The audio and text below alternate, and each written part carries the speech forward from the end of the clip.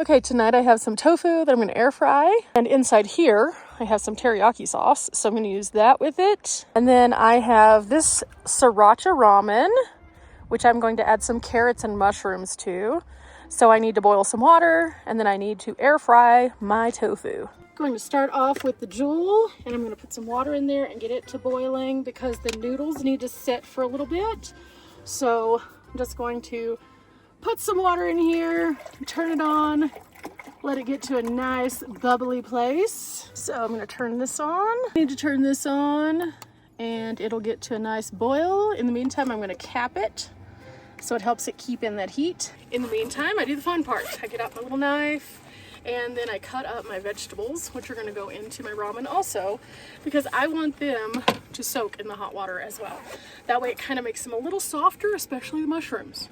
So I'm ready to go. So I went ahead and pre-washed everything and then put it in the bag, and I'm just going to use my plate. I do have a cutting board, but it's kind of hidden under some things right now, so a plate will work just fine. And then I just cut these and just kind of leave them a little bit more chunky. I'm going to cut up 3 big mushrooms. Same thing with this 1 carrot. I'm just going to use the whole carrot and just cut it up into smaller pieces, and that way I can use 1 whole carrot. Now, the nice thing about a carrot is you can actually break the carrot apart or you can chop it, and sometimes I will break it and then I'll chop it. Okay, carrots are chopped, mushrooms are chopped, and now it's time to open up the sriracha and put all of this inside. Now, I have not tried this particular bowl before, but I need to make sure that I leave the lid intact, and then I'm going to need to put this inside. Just kind of looking, just looks like a bunch of noodles, so that's fine.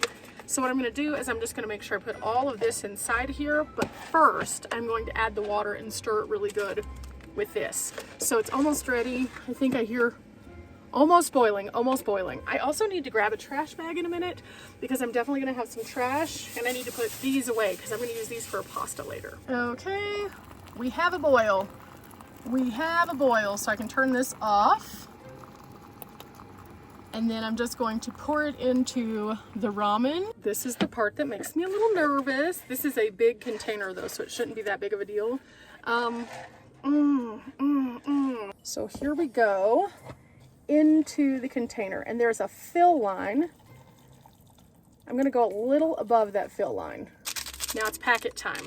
This is sriracha, so I'm hoping it's not too spicy, but at the same time, I wanted something that had a little bit of a kick to it, but I wanted something that was self-contained so it wouldn't make a big mess. So here we go into the thing. Ooh, that's nice and red. Definitely red. And now I'm gonna stir it all in so that powder doesn't just like sit on the top. And I'm gonna kind of move around the noodles. They're already starting to come apart because of the hot water, which is good. So now I can put my veg in there. That's gonna be spicy. It's gonna be spicy.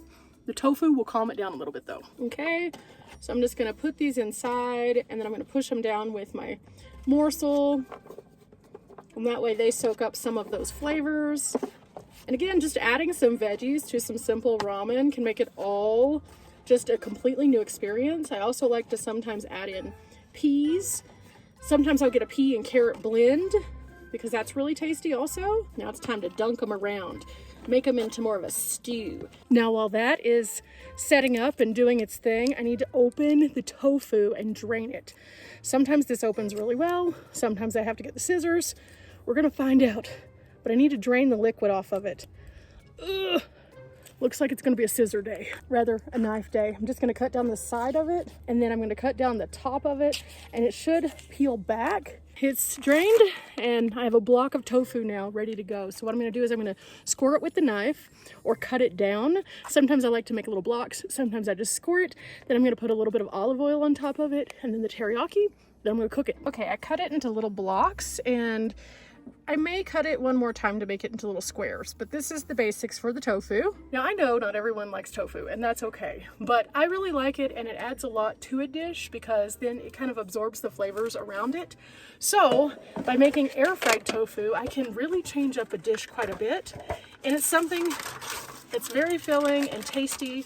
And so I'm gonna get my air fryer all set up, put the tofu inside, and then I'm gonna cook it at 350 for about 10 minutes. A little bit of olive oil. Just gonna coat the top just a little bit like that, probably. A little bit of teriyaki. Again, doing the same thing, just coating a little bit, and then I'm gonna go in with another layer of tofu and do the same thing. So, in we go, just gonna glaze it a little bit. It comes out pretty crazy sometimes because this one's been in the fridge, so there it is, just drizzling it. Just want it to have the overall flavors. So just making sure that it gets oil and teriyaki on all the pieces. Normally I make this as crispy tofu. Today I'm just making it as regular tofu just to add a little bit of flavor, and I don't necessarily need the dimension as much. Okay, putting this in, and then I'm gonna set my clock and it's time to clean up. So 10 minutes. There we go. Okay, I'm just stirring this, making sure everything is absorbing all that flavor. It's looking real good. I'm gonna close it up for just a couple more minutes, and this should be done very soon. Okay, I just heard it ding, and ooh, that's perfect. That's gonna be so, so good. As you can see, the tofu is perfect. It is golden, and it is ready to go. It's gonna be so tasty. And of course, we have our ramen, which has been soaking in all that deliciousness.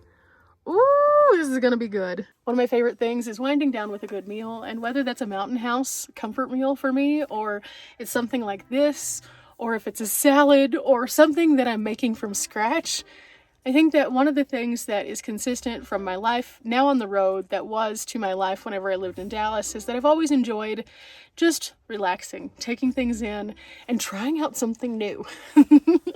Pretty much everything I'm doing in this guy right here is brand new to me, and on the road I haven't been able to have any of these foods previous because I couldn't cook them. So I'm having a good time experimenting, and as I'm experimenting, I'm discovering new ways that I can eat interesting things. So far, I know that I can make everything from cookies to tofu, to I can heat up items, and I can cook actual meat in this thing. So I can do all those things just with this one purchase of an air fryer. But again, that's going to make my life look considerably different when it comes to the things that we've been trying to troubleshoot, like power. Adding a freezer, added a power thing. Adding the kettle, added a power thing. So that's why I kind of play with things. That's why I experiment. That's why I try new things so that you guys can see that it is possible. It just is kind of up to you as to which variables that you choose. I don't expect everybody to have 5 power stations, a freezer, air fryer, anything like that. But if you are interested in any of these items, at least now you know how that they can work, because I share stuff like this with you guys. It's never about what I cook. It's always about how it turns out. Does that make sense? With that said, guys, we're not here for a long time, but we are here for a good time. I'm going to get out of here, eat my meal, and enjoy this view before the sun goes down. Till next time. Bye.